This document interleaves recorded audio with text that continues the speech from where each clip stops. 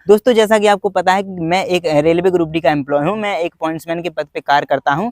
तो मैंने भी जो प्रीवियस वैकेंसी आई थी उसमें फॉर्म अप्लाई किया था। तो मैंने किस तरीके से जो जोन है वो फिल किया था, तो मुझे किस तरीके से मेरे घर के पास ही पोस्टिंग मिल गई है। साथ ही मैंने किस तरीके से पोस्ट प्रेफरेंस भरी थी, जिससे कि मुझे जो ग्रुप डी की सबसे अच्छी पोस्ट मानी जाती है वही मुझे पोस्ट मिल गई है, जिसमें सबसे ज़्यादा तो प्रमोशन, सबसे जल्दी प्रमोशन और एक फिक्स ड्यूटी होती है। साथ ही कुछ और भी ऐसे फायदे हैं जो पोस्टें हैं ग्रुप डी की उसमें नहीं मिल पाते हैं। तो चलिए आज हम इसी के बारे में बात करते हैं। अभी आप परेशान हैं कि आपको नौकरी नहीं मिल रही है, लेकिन जब आप गलत जोन से फॉर्म भर देंगे तब आप जब जॉब मिलेगी तो इस चीज की खुशी तब तक मनाएंगे जब तक आपकी पोस्टिंग नहीं होगी। लेकिन जब आपकी पोस्टिंग होगी तो आप टेंशन में आ जाएंगे, क्योंकि जब आप घर से दूर रहते हैं तो आपके घर की याद आती है और कई चीजें आप मिस कर देते हैं। नमस्कार दोस्तों, मेरा नाम है अंकुश और आप देख रहे हैं रेलवे पॉइंट्समैन अंकुश। दोस्तों स्वागत है आपका हमारे यूट्यूब चैनल में।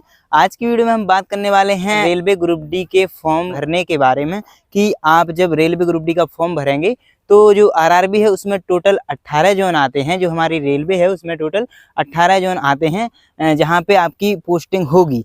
और आप किस जोन से फॉर्म भरेंगे ये आपकी पोस्टिंग पर डिपेंड करता है, कि जिस जोन से आप फॉर्म भरेंगे उसी जोन में आपको पोस्टिंग मिलेगी। ना तो मैं आपको ये बताऊंगा कि कौन से जोन में ज़्यादा कंपटीशन है, ना ही मैं आपको ये बताऊंगा कि कौन से जोन में ज़्यादा वैकेंसी है। मैं सिर्फ आपको ये बताऊंगा कि आपके लिए कौन सा जोन बेस्ट होने वाला है। तो अगर आपको ये जानना है तो वीडियो में एंड तक जरूर बने रहिएगा।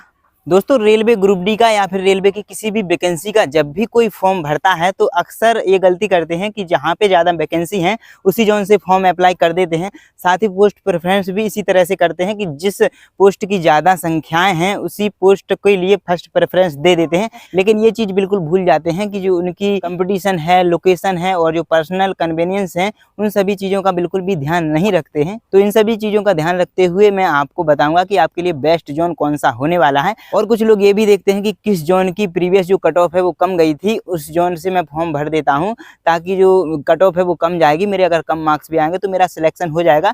बाकी जो लोग अगर ऐसा करना चाहते हैं तो मैं आपको बता देता हूं कि जो 2022 का रिजल्ट आया था उसकी कट ऑफ किस प्रकार गई थी। आपके सामने एक चार्ट है और जो सभी जोन की कट ऑफ 2022 में गई थी वो आपकी सामने स्क्रीन पर लिखी हुई है। और ये जो कट ऑफ लिखी गई है वो जनरल कैंडिडेट वालों के लिए है, और बाकी जो ओबीसी, एससी, एसटी या फिर पीडब्ल्यूबीडी होते हैं उनकी और भी कट ऑफ कम गई थी। और अब हम बात करते हैं जो 2018 वाली वैकेंसी थी उसकी कट ऑफ कितनी गई थी, तो ये भी आप देख सकते हैं। तो अगर आपको कम कट ऑफ के हिसाब से अगर फॉर्म भरना है तो आप इनमें से देख सकते हैं। बाकी जब वैकेंसी का डाटा आ जाएगा तो मैं वैकेंसी के हिसाब से भी आपको बता दूंगा कि कहाँ पे कट ऑफ कम जा सकती है। ये सब चीज़ें जब वैकेंसी की डिटेल आ जाएगी, नोटिफिकेशन आ जाएगा, तब मैं आपको बताऊँगा। अभी के लिए मैं आपको ये बताने वाला हूँ कि आपके लिए सच में कौन सा जोन बेस्ट होने वाला है। दोस्तों मैं आपको जो होम जोन होता है हमारा, जहाँ पे आप रहते हैं वहाँ पे कौन सा आपका जोन लगता है, जैसे कि मेरा एनसीआर जोन लगता है और एनसीआर के अंदर भी मेरी झांसी डिवीजन आती है। अगर मुझे इसी डिवीजन में पोस्टिंग मिलेगी तब जाके मुझे घर के पास पोस्टिंग मिली है।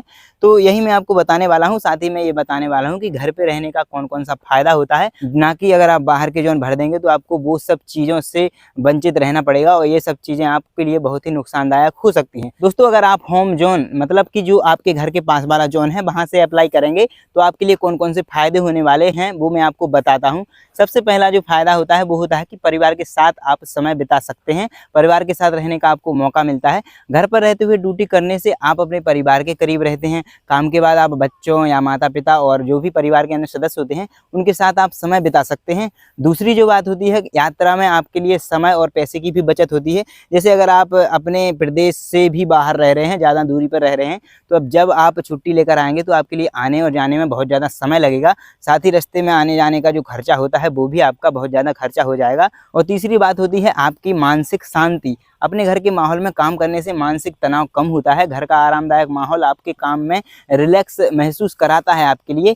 साथ ही जो स्वास्थ्य होता है उस पर भी आप बिल्कुल अच्छे तरीके से ध्यान दे सकते हैं। घर पर रहकर ड्यूटी करने से आप समय पर खाना खाएंगे और जो नियमित दिनचर्या होती है और अपनी जो फिटनेस होती है उस पर भी ध्यान रख सकते हैं। और सबसे बड़ी जो बात होती है कि पारिवारिक जिम्मेदारियों को भी आप आसानी से निभा सकते हैं।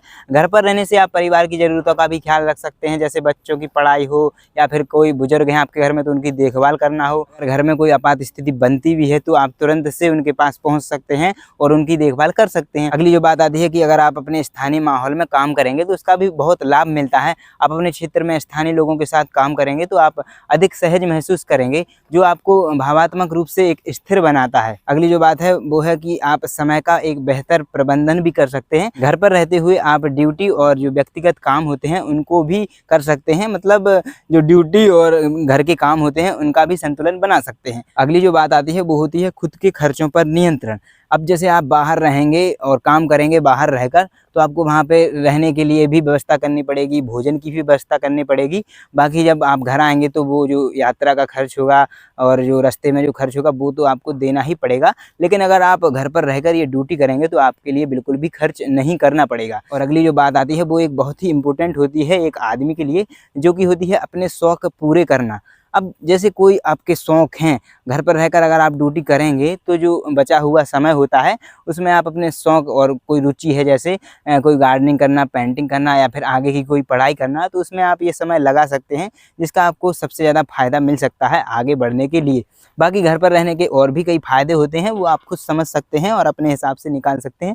बाकी अगर आपको कोई समझ में आ रहा है कि आपको किस जोन से फॉर्म भरना है तो मैं आपको जब वैकेंसी की डिटेल आ जाएगी तो वो भी मैं आपको बता दूंगा कि किस जोन से कट ऑफ कम जाने के चांस होंगे। तो दोस्तों ये था मेरा सजेशन और ओपिनियन। बाकी आपके मन में क्या चल रहा है आप खुद से ये चूज कर सकते हैं। बाकी अपने घर पे भी आप बात कर सकते हैं। इस तरीके से आप अपना जो है उसी जोन से फॉर्म भर सकते हैं। बाकी फॉर्म भरने में जल्दबाजी ना करें, आप अच्छे से सोच सकते हैं, इसके बाद आप फॉर्म भर सकते हैं। फॉर्म भरने में कोई जल्दबाजी नहीं करनी है, काफी टाइम आपके लिए फॉर्म भरने के लिए मिल जाता है। इसके अलावा आपके जितने भी डॉक्यूमेंट लगते हैं ये आप बनवा के तैयार रख लीजिएगा। और दोस्तों आपके बहुत सारे कमेंट आते हैं इसलिए मैं जवाब नहीं दे पाता हूँ, तो जिस दिन भी मेरे 10,000 सब्सक्राइबर हो जाएंगे उस दिन से मैं वीकली लाइव आने लगूंगा और जो भी आपके डाउट रहते होंगे आप उसी में पूछ लीजिए करें। जैसे कि आप अगले भी पूछेंगे वो डाउट, तो जितने लोग भी लाइव देख रहे होंगे उन सभी का डाउट क्लियर हो जाएगा और आपका तो डाउट क्लियर हो ही जाएगा इससे, क्योंकि एक ही प्रकार के कई लोग कमेंट कर देते हैं। बाकी अगर इन्फॉर्मेशन और वीडियो अच्छी लगी हो तो वीडियो को लाइक शेयर जरूर कीजिएगा और अभी तक अगर चैनल सब्सक्राइब नहीं किया तो सब्सक्राइब जरूर कर लीजिएगा। चलिए मिलते हैं अगली वीडियो में, तब तक के लिए नमस्कार, धन्यवाद।